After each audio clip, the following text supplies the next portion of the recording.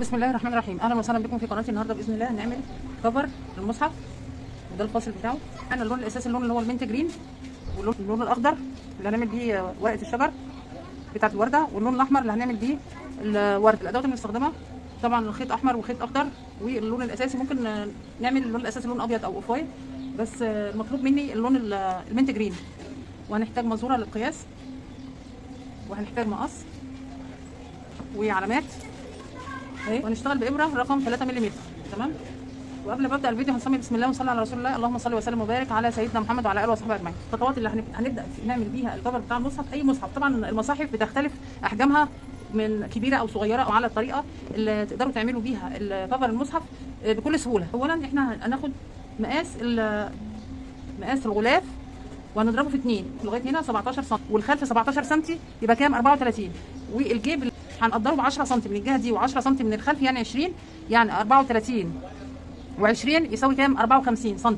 يبقى هنرتفع بعدد من السلاسل طولها 54 سم، ويكون عدد الغرز بيقبل على القسم على 3 اهو كده. الخيط ده فيه مطه شويه اهو، عايزاه يبقى يعني الغلاف يبقى حابك على المصحف، يعني انا عايزاه يبقى مشدود. تمام.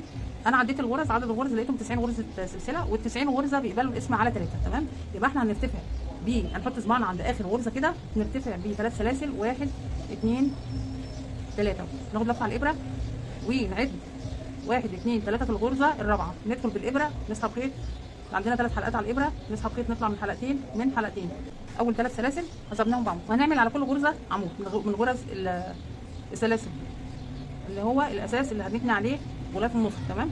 ونرتفع ب3 سطور اعمده، ونستمر بهذا النمط لغايه نهايه السطر، نخلص اعمده ونرتفع نرتفع 3 سلاسل، ونعمل برده على كل غرزه عمود. ولازم نتاكد ان في كل سطر 90 غرزه عمود هنعمل 3 سطور، ونرجع تاني نشوف احنا هنعمل ايه. كده انا خلصت 3 سطور. تمام اهو. هنبتدي نعمل ورقه الشجر اللي هي بتاعت زهره التيولو، اللي هي اصلا غرزه الفي. نجيب الخيط الاخضر ونعمل ورقه الزهره بتاعتنا. بندخل في اول غرزه تحت الحلقتين. تمام. نسحب خيط، نسحب خيط، نطلع نعمل 3 غرزه سلسله، 1 2 3. تمام.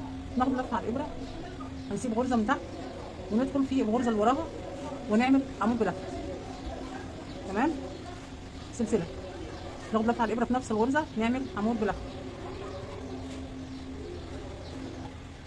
ناخد لفه على الابره وهنسيب 2 غرزه من تحت 1 2، ندخل في الغرزه الثالثه، نسحب خيط، نطلع بقى عندنا 3 حلقات على الابره، نسحب خيط نطلع من حلقتين سلسله، ناخد لفه على الابره في نفس الغرزه ندخل نعمل عمود بلفه، نطلع من حلقتين اللي هي غرزه البي اللي هي ورقه الشجر. تمام. هنستمر بهذا النمط لغايه نهايه السطر، ناخد لفه على الابره، نسيب 1 2، ندخل في الغرزه الثالثه، نسحب خيط، نطلع بقى عندنا 3 حلقات على الابره، نسحب خيط نطلع من حلقتين غرزه سلسله، ناخد لفه على الابره، ندخل في نفس الغرزه، نسحب خيط، نطلع بقى عندنا 3 حلقات على الابره، نسحب خيط، نطلع من حلقتين وهكذا. هنستمر بهذا النمط لغايه نهايه السطر، ونرجع نشوف احنا هنعمل الزهره ازاي. خلصت كل غرز الفي اهي، اللي هي ورقه الشجر اللي هي اصلا غرزه الفي. وما بين كل غرزه وغرزه سيبنا 2 غرزه. تمام كده. ديت اخر غرزه في اهي. هتفضل ايه غرزتين، اللي انا هسيب غرزه وادخل في اخر غرزه اللي هي اصلا سلاسل الارتفاع، وهنعمل عمود بلفه. تمام كده اهو. كده نهايه السطر بتاع ورقه الشجر.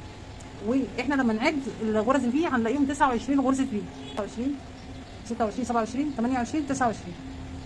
واحنا كده خلصنا السطر بتاع ورقه الشجر. هناخد سلسله كده ونسيب مسافه من الخيط هنقطع الخيط كده على مسافه اهو، وهنشد الخيط لفوق كده. وبعد ما نخلص الشغل بتاعنا هنضغطه بابره التنظيف، يبقى السطر بتاع غرز الفي او ورقه الشجر خلص. تمام. هنقلب الشغل اهو كده. هنبتدي نعمل زهره التيوليب. تمام. هندخل في اول 3 سلاسل، نسحب خيط، نعمل 3 سلاسل 1 2 3، وقلنا 3 سلاسل دولت ثابتين في اول السطر واخر السطر. ناخد لفه على الابره وندخل في الفراغ بتاع غرزه الفي، نسحب خيط، بقى عندنا 3 حلقات على الابره، نسحب خيط نطلع من حلقتين ونسيب حلقتين على الابره. تمام. هنعمل كمان مره، ناخد لفه على الابره وندخل في الفراغ بتاع غرزه الفي تمام. ونسحب خيط، بقى عندنا 3 حلقات على الابره، نسحب خيط من 3 حلقات بس، ونسيب الحلقات الباقيه على الابره. نعمل كمان مره واخر مره، هم 3 مرات. ناخد لفه على الابره، ندخل في الفراغ نفس الفراغ، نسحب خيط ونطلع من حلقتين 2 بس اهو. بقى عندنا كام حلقه على الابره؟ 1 2 3 4. نسحب خيط نطلع من 4 حلقات كلهم مره واحده. ما ندخل في الزهره الثانيه، احنا بعد ما سحبنا الخيط هنعمل غرزتين، ادي 1 2. هنلف على الابره، ندخل في الفراغ بتاع غرزه البي، نسحب 3 سحبات، ادي 1 عمود غير مكتمل، 2 برده، 3 عمود غير مكتمل. نطلع من حلقتين بس ونسيب باقي الحلقات على الابره. هيكون عندنا 1 2 3 4 4 حلقات على الابره اهو. نسحب خيط نطلع من الاربع حلقات ونقفلهم بغرزه وكمان غرزه اللي هي سلسله. ادي الثاني غرزه من زهره التيوليب.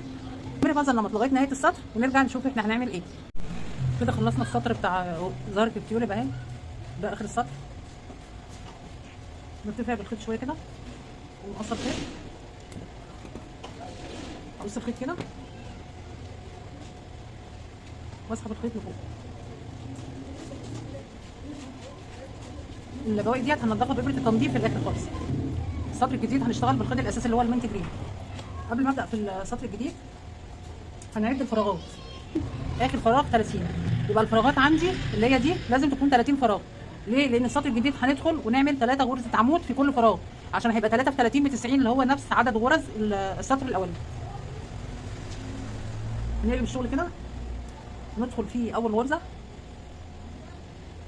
من سلاسل الارتفاع واسحب خيط كده واعمل غرزه تثبيت. نرتفع 3 غرزه سن في اول السطر واخر السطر.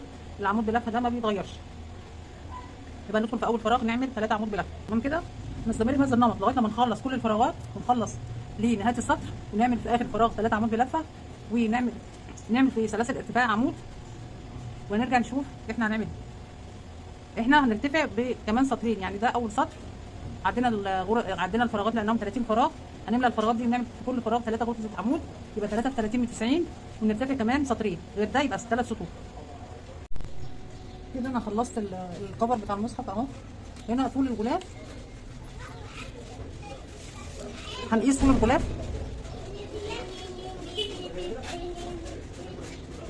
طول الغلاف 24 سم، وهنا الكفر طوله 24 سم. يعني المصحف كده اهو. بالنسبه للطول بتاع الكفر بتاع المصحف يساوي هو نفس طول الغلاف بتاع المصحف. تمام كده. يبقى احنا خلصنا. الخطوه الجايه اللي احنا هنعملها، اول حاجه هننضف الخيوط ديت بابره التنظيف، وهنعمل غرز حشو دوران ده اهو على الكفر كله.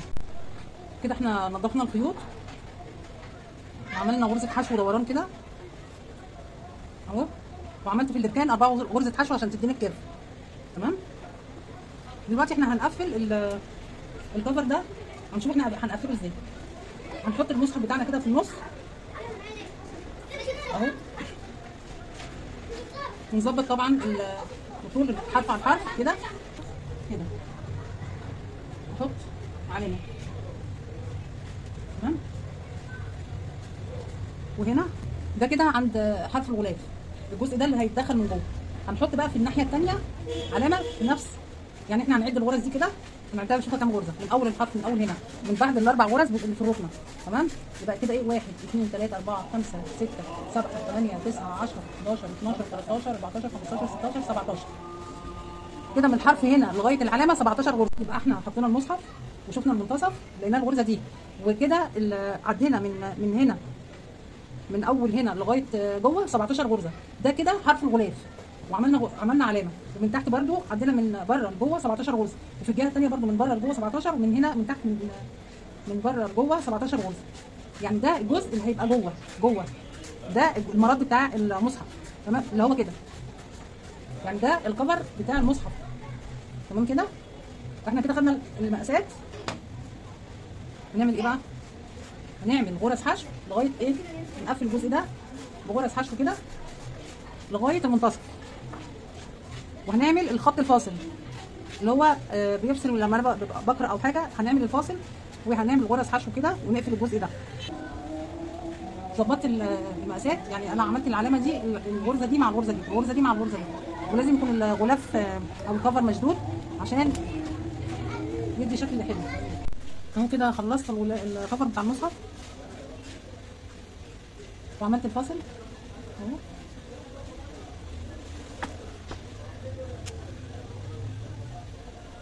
هو شكله جميل جدا، بسم الله ما شاء الله.